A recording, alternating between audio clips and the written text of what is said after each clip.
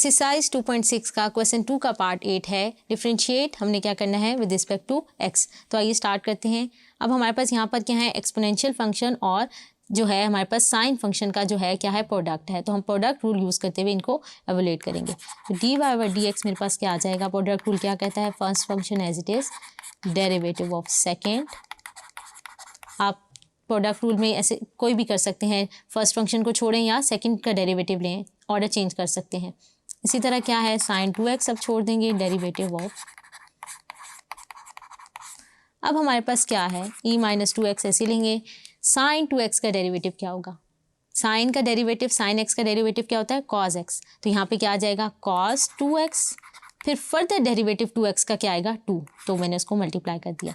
इसी तरह sign 2x ऐसे लिख लेंगे। e माइनस 2x का डेरिवेटिव क्या होता है, e minus 2x, further derivative of जो भी पावर होती है उसको मैंने लिख दिया। टर्म्स को सिंप्लीफाई कर लेते हैं।